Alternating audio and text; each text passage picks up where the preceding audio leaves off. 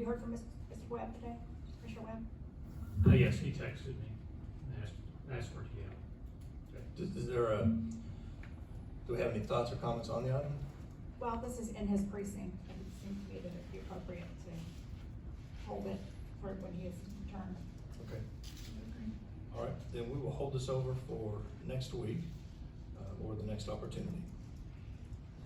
The next item is 3I6. Commissioner Arnold. I plan to vote no on this. All right. I'll entertain any discussion or a motion, 3I6. I'd like to hear from Commissioner Day. Right, that's what I just plan to vote no on this one. I have disagreement with the name. okay. So it's a private road, just renaming the private road. I'll move approval. Second. Okay, we have a motion and a second. Any other discussion? All in favor say aye. Aye. Any opposed, say no. No. Fails 2-2. At this time, we'll move to our general discussion items. Item number 4 is an adoption of an order setting the FY 2022 fee schedule. Ms. Harris, are you going to be presenting this item?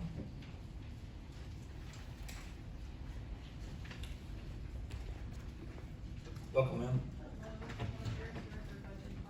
In your packet, you will see the fee schedule for 2022 to be adopted. It has been reviewed by every elected official in the department head. They will submit their forms saying they have.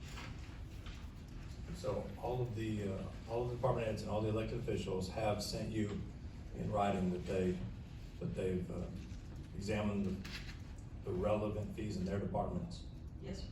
and confirmed that they're correct. Yes, sir. Very good. Okay. Any discussion? Move approval. Second. We have a motion and a second. All in favor say aye. Aye. Any opposed? Passes 4-0.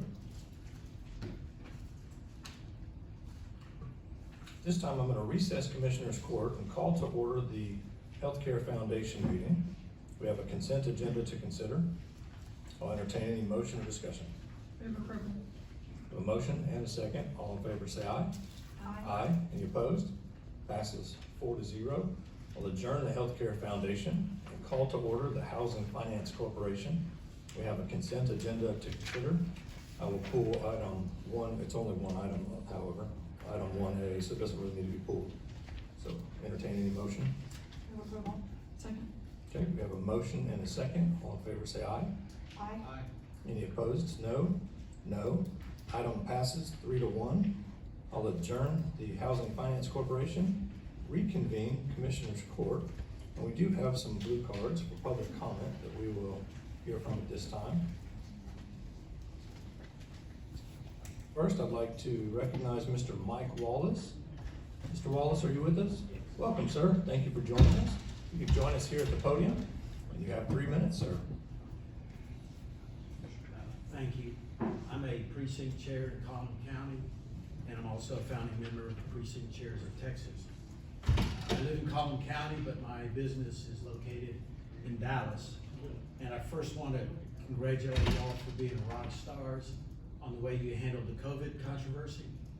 In Dallas, they presented like, if you walk out the front door, you're a dead man. We're all locked down, wearing masks, and all that kind of stuff. And I think y'all handled it properly and imparted the freedom that we're due in handling something like that. So, congratulations on that. I think you have another opportunity to be a rock star, and that is with the election audits that are coming up. I really think that you have a chance to save the United States. And you have a unique chance in supposedly a friendly Republican county to do a thorough audit where computer files aren't deleted, ballots aren't stolen, and you have the cooperation of the auditor and the county administrator. And prove either there was hacking or there wasn't. Either way, but I, as a precinct chair to work for the Republican Party, want to know that my time and effort isn't wasted, and that some computer hacker's not going in and just changing the votes. There's a lot of evidence to support that that's actually what's happening. So I would ask the County Commissioners Court to immediately, perhaps on their own volition, to go in and start a forensic audit of the computers that the votes were compiled on, and also to go in and secure the computers and the ballots, because in other counties, all of the computer information was deleted. And all they have to do is hack in and delete that information. It's also my understanding that a Dominion office is located right next to the voter tabulation office. So I would like to see Collin County take the lead in that in Texas and the United States. They're doing 100% forensic audit with the full cooperation of the county. When I get audited, I can't say no to anybody. FDA, state comptroller, fire department, I don't have any option of not giving them every bit of information. I think that's the least we can ask of our public officials. Thank you. Thank you, Mr. Wallace. Appreciate your comments. Just as a follow-up to that, we were notified last week by the Texas Secretary of State's office. They're going to be auditing our 2020 election results. And to your point, all of our Collin County staff, elections department will be cooperating with them completely. And all of our ballots are secure, and the security of our ballots and our electronic results is all being securely held, as it always is. So good point, sir. Our next speaker is Ms. Judy Deschamps. Welcome, Ms. Deschamps. Thank you for joining us today.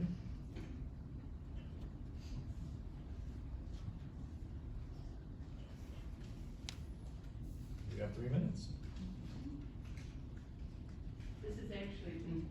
This is actually a continuation of last week, and I was talking about using the COVID funds for the medical facility in the jail. And I did say that I was grateful to Sheriff Skinner for speaking to me, and after our discussion, I agreed that the facility is needed, as he is wanting to use it for mental health care for inmates, of which he has about 400. I do have some questions. One is, well, concerns. This one problem is that I believe the sheriff is running the only public inpatient psychiatric hospital in Collin County.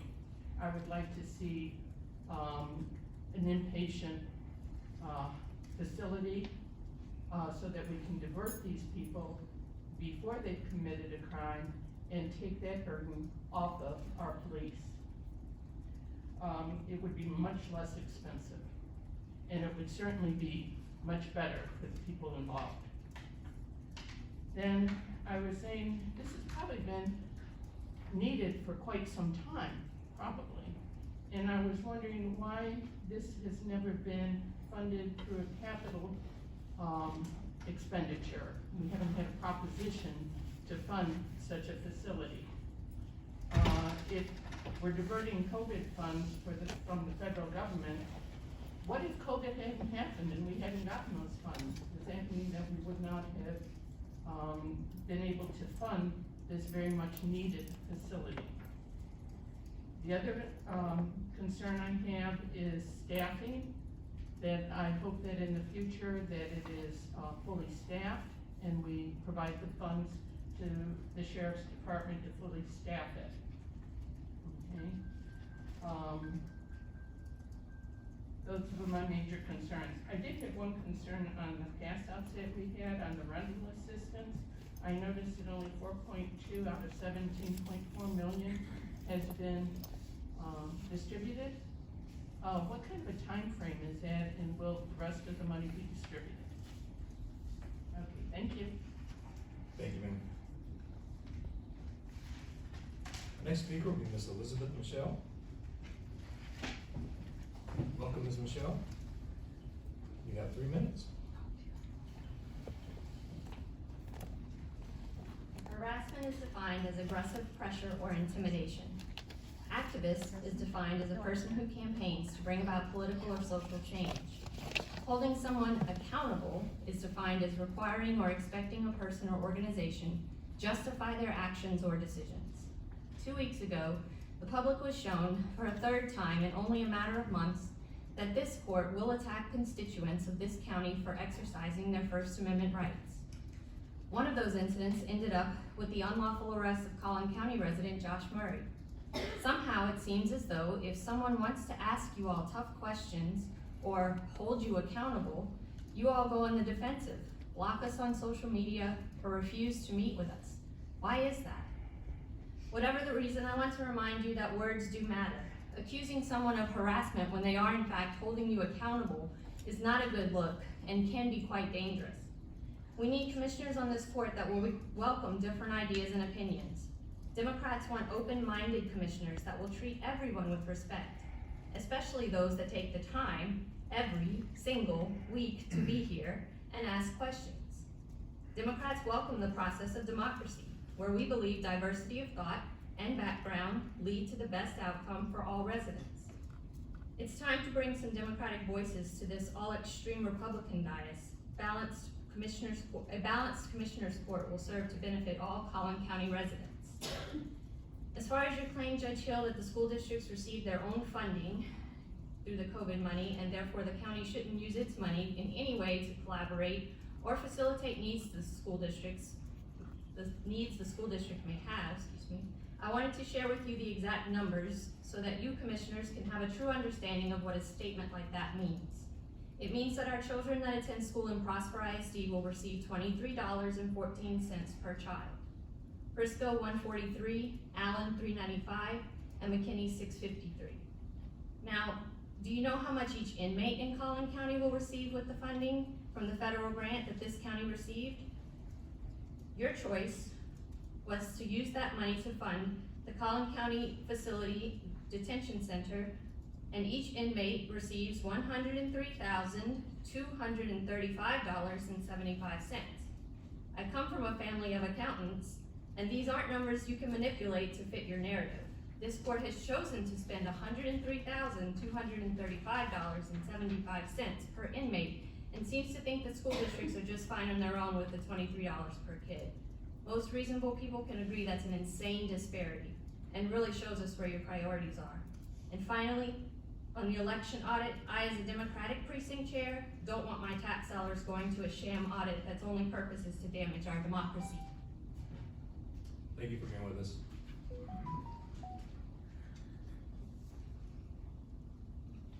Next speaker will be Mr. Josh Murray.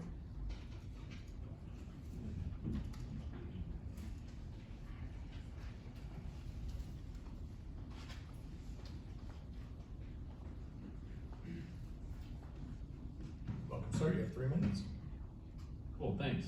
I just wanted to come and speak to y'all about the appropriation, the use of the CARES Act fund, and specifically wanted to touch on the use of those funds for the adult detention center, medical/mental health infirmary. I think it's pretty well known to this court, to everybody that pays attention to this stuff, that our jail is understaffed and has been for a while, and you have anticipations of increasing the capacity level. In addition to, you're going to increase the size of the infirmary, and what that does to anybody that's listened to the sheriff is that also increases their need for constant watches, which is where a detention officer actually has to observe somebody the whole time that they're there. And you already have critical staffing levels. You're jumping into a capital improvement project, and anytime that we do this, what it's going to do is that it's going to increase the annual operating cost of this establishment. By doing so, you're going to increase the electric bill, you're going to increase the number of employees that are needed. By increasing the square footage, you're going to increase the cost of the insurance to maintain this building. In addition to those costs, as the building ages, actually increase because the maintenance of this building becomes greater. So for instance, 10 years afterwards, you might have a improvement project like an air conditioner that goes out, or something else that needs to be done. There's no variation in a 5-year plan that I've seen that accounts for this dramatic increase in operating costs on an annual basis. And to think that before we're properly staffed, when we've had staffing issues in our jail for going on I mean, your whole term, Judge Hill, the 1 year and the 4 years, so that's 5 years, probably back when you were on the precinct too, precinct commissioner.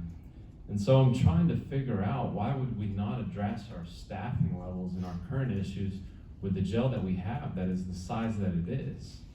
You make reference to a plan in which we have like 60-something medical personnel that are part of a contract, you know, to maintain the infirmary and to provide health care. I think there should be an evaluation done on this contract, on these guys, to see if they have the capacity in order to support these vast enhancements and increases the cost, increases the need, personnel. Yeah, I mean, you just raised the entry-level detention officers' rate pay. Hopefully you'll get some recruitment, but I mean, we're looking at like 18 months in order to fill what we've neglected over the years. So I really think that there should be some type of plan that's issued out so that we can evaluate that as a Appreciate your people. comments, Mr. Yes, sir. Thank you. for coming. We stand adjourned for today.